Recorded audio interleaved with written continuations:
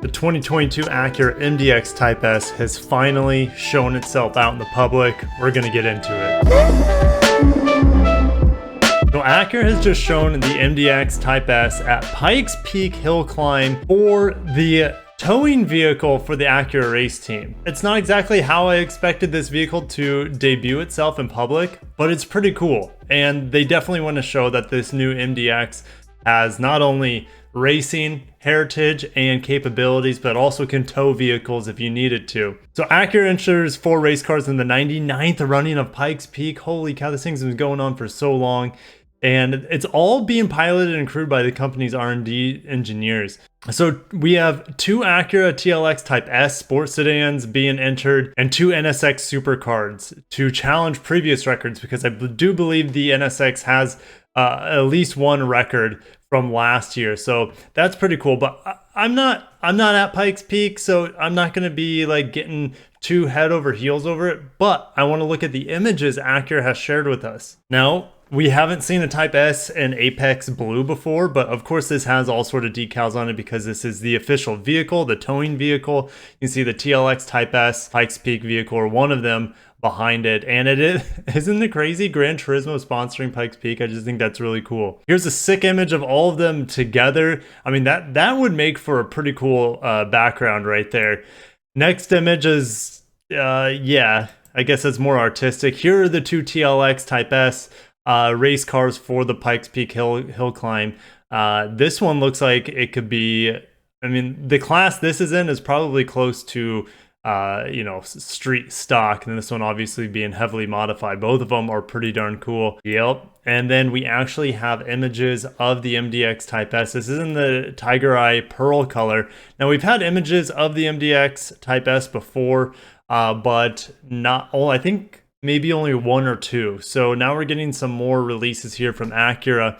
The surround of the grille is paint matched, so that's a nice touch. Of course, we have the Type S logo here, large ducts, and then you have little LED fog lights down below. And you can see additional ground effects here. I think this might be the first time we've seen the front end of the MDX Type S. Here's the rear end, and again, I think this might be the first time we've seen the rear end of the Type S MDX. Of course, you guys probably saw my coverage and footage of the TLX Type S when I was at Carmel Valley, and I went to Laguna Seca to drive that thing. As a dream come true, but it was a lot of fun to drive, very capable on the track, especially on the road. And yeah, I mean, the rear of it, you can definitely tell these guys are siblings. Same chicane-ish styled taillights. I do think the MDXs look a little bit cooler. And then you have the fat quad tip exhaust, super handling all-wheel drive, the Type S badge on the back left side. It definitely looks good. Black roof rails, black window trim surround. And here is the last image. You know, the door trim on the side, I could go without it personally, and you can see it continues on the rear bumper. I could go without it, but I understand. Like, I guess you got to have some garnishes on the vehicle. But we have glossy black aerodynamic lip spoiler in the front, and then black wheel arch surrounds. And this is a lot of glossy black features on the outside of the vehicle. Like I said, the window trim's all blacked out. The windows are black. And then the side skirt here that flows into the rear bumper. It still looks cool. I mean, I've been seeing a lot of MDX a lot of normal MDXs down here this latest generation. What is it, the 4th generation?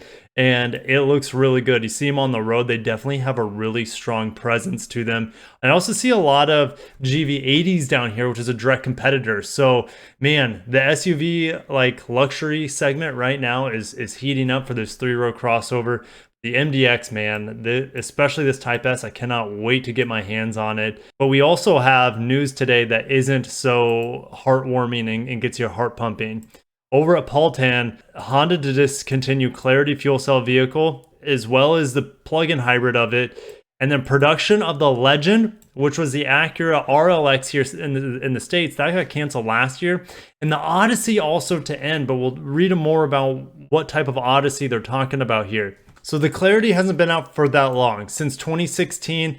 Now, they canceled the fully electric version of it last year, and then the hydrogen version and now the plug-in hybrid are also axed as well. I believe you could only lease this vehicle. I don't think you could buy it. Yeah, the Clarity fuel cell, here it is. Fuel cell vehicle was a lease-only model.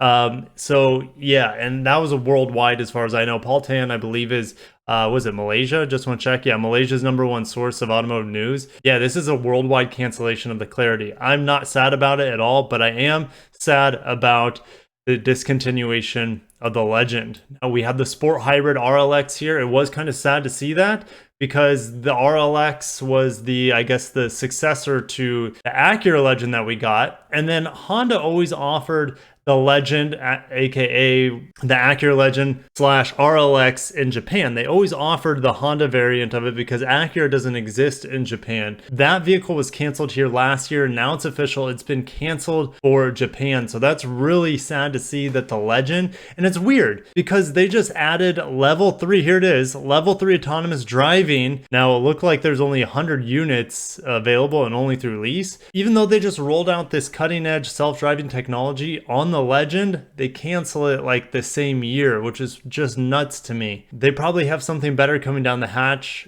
I don't know, to be honest. I have no idea what they're going to do for large Honda sedans in Japan. I mean, I guess it's possible they could import the TLX over there. So, I mean, it is possible that other Acura products could be sent over there. I'm just not quite sure what the plan is to replace the Legend.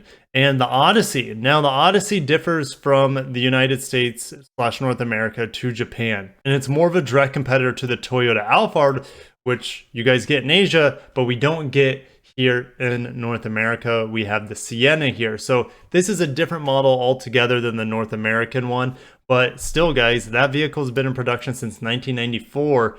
And it just got the axe as well. So exciting times for Honda and Acura. 11th generation Civic just came out, and a lot of people are able to review it. I hope to be able to review it soon for you guys. Acura's got the Type S coming out, MDX showing off, but at the same time we get the birth of exciting models and also the death of iconic vehicles that have been in the Honda lineups throughout the world for many, many decades.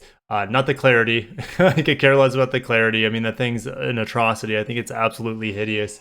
But it is sad to see the death of the Legend, aka RLX, and also the Odyssey minivan in Japan being canceled over there. It's not going to be canceled anytime here, guys. I promise you, not in North America. It's a different van, but still, it's pretty sad.